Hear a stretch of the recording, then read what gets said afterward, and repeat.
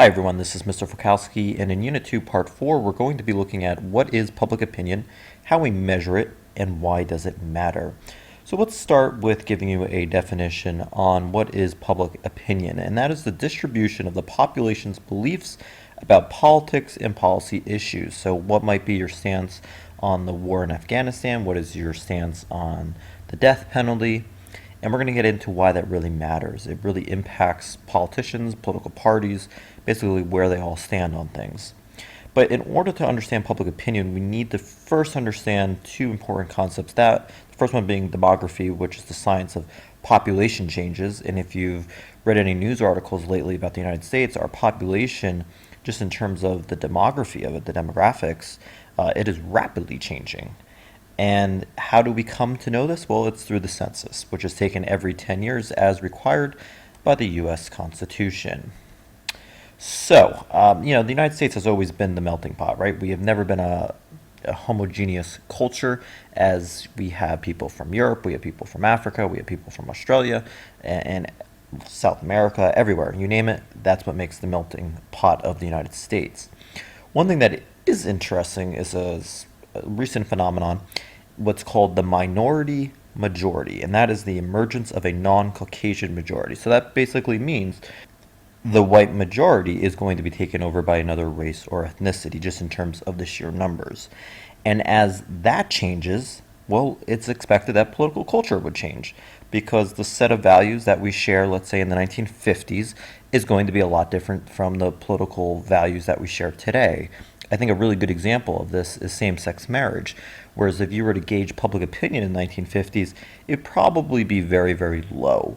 Yet today, it seems like that public opinion has very much shifted in terms of favoring same-sex marriage, as you've seen many, many laws being overturned throughout the states on this issue. So in terms of the minority majority, right, if you see the percentage of white non-Hispanics, that has been declining quite rapidly.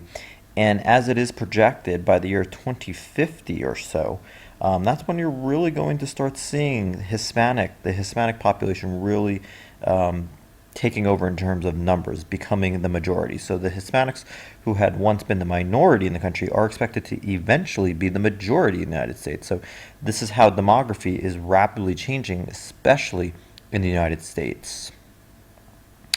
And why this is important. So if we look at the American melting pot, right, a lot of minorities have been oppressed, whether it's African Americans facing racism even after slavery being abolished in the Civil War.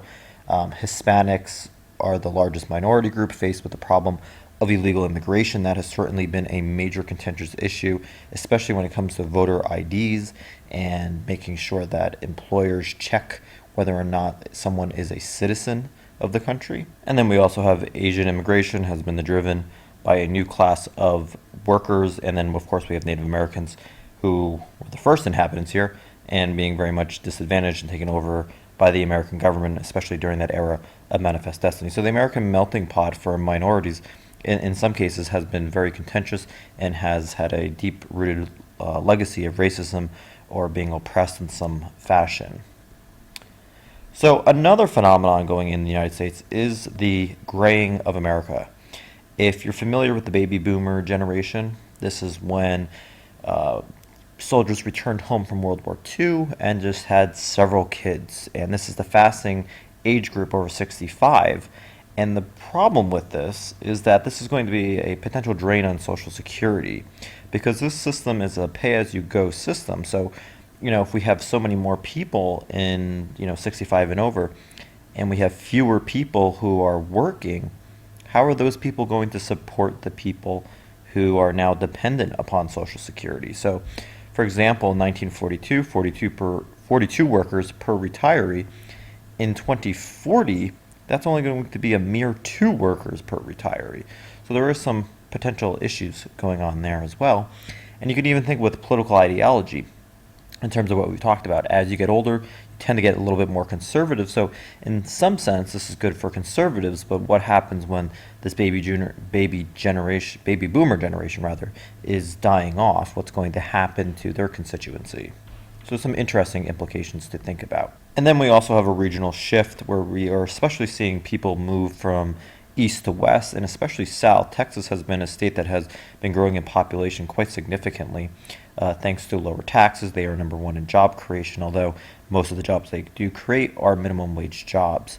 But why this matters even more deals with reapportionment. This is the process of reallocating seats in the House of Representatives every 10 years. So let's say this New Jersey, which has 12 members in the House of Representatives, if New Jersey lost, let's say, about 1.2 million of its residents to Texas, Texas then would gain two more representatives, and New Jersey would lose those two representatives. So Texas, as a state, would get more representation compared to New Jersey. So that's why where people live in the United States, especially based on where they are in the United States and which state they reside in, matter in terms of representation, at least in the House. So let's get into public opinion and polls. So polls are generally just a pulse of the nation, how they see different things, their stances on issues or a specific politician. So in order to gauge that, I mean, we have over 310 million Americans. It's impossible to ask every American, how do you feel about President Obama or Speaker of the House Boehner? So what we do is there's a sample that you would take, a small proportion of people who are chosen in a survey to be representative of the whole. So really the sample, even for getting the entire pulse of the United States, you only need a sample size of roughly between 1,500 and 2,000. And you might be like, whoa, how is that possible that you can even get an accurate measure of how people feel based on 2,000 people when there's, let's say, 310 million people in the United States? Well, think of it this way. If you're getting a blood test, does the doctor have to drain all of your blood to get an accurate idea as to if you have, let's say, Lyme disease? No, you don't. You take a little bit of that blood. So just like in a sample, you're just taking a small portion of all Americans to gauge public opinion. And in order to make sure that you're getting an accurate and representative sample, you're going to do random sampling. And this is the key technique employed by sophisticated survey researchers, which operates on the principle that everyone should have an equal probability of being selected for the sample. You don't want to have any biases. So for example, in your let's say you're going to do a public opinion poll on whether or not President Obama is doing a good job. If you were just to ask people in Sussex County, your poll would be very skewed. It'd be very biased, and it wouldn't be an accurate random sample. Why? Because Sussex County is a very homogeneous county in terms of its makeup. There's very little diversity, so you wouldn't be asking that many African Americans. Hispanics would not be represented there. And since Sussex County is a very heavily Republican conservative area, you're leaving out other segments of the population. So you want to make sure that your sample is representative of everyone, that everyone has an equal probability of being selected. And so when we do conduct surveys that are of a random sampling of about 1,500 to 2,000 people, you're going to have, just by nature, a sampling error. And generally this is between plus or minus 3%. So if we were going to say 60% of all Americans support President Obama, and there's a sampling error, plus or minus 3%, that means that survey could be between 57% and 63%. Because remember, it's plus or minus that 3% of the 60%. And we can be 95% sure that our poll is correct. It's also important that when you are taking public opinion polls, the way you phrase questions, the way you label things, is very important, because you don't want to negatively or positively influence the person you're asking. So for example, if I were to call something an estate tax, or if I were to call it a death tax, well, obviously, if you're going to use the word death tax, that has a much more negative connotation as opposed to just saying estate tax. So depending on how you word things, that can influence voters. So you want to make sure things are very carefully worded to remain as neutral as possible. So for example, what is wrong with each of these methods? We'll look at one of them.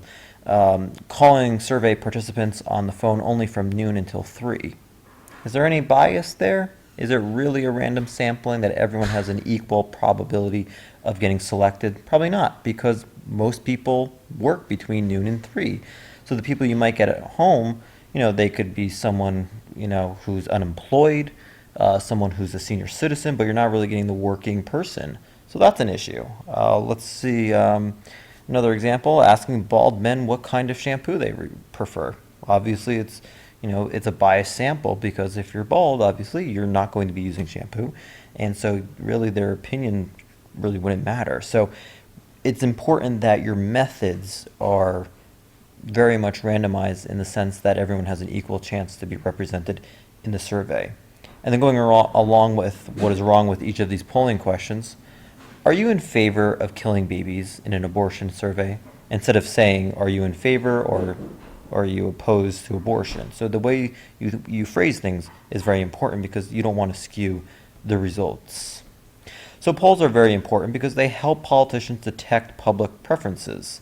So, in some ways, they know what's popular, they know what's not popular. So even though we think politicians should, make up what they believe based on their own principles and their experiences, most politicians go along with what the majority want. I mean, that's what happens in a democracy.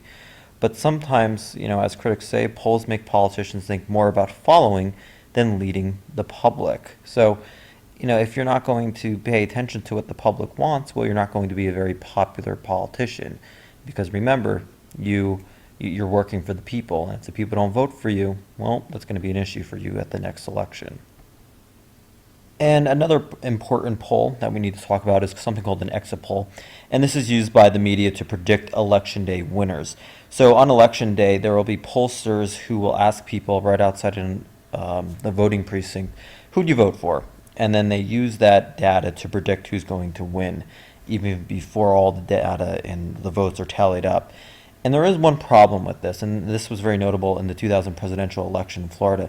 Pollsters were already predicting a certain candidate to win. So if the polls are still open and you're already hearing this on television, you're going to say, well, why should I vote if I already know this person is going to win? I don't need to vote for him. I don't even need to show up to the polls.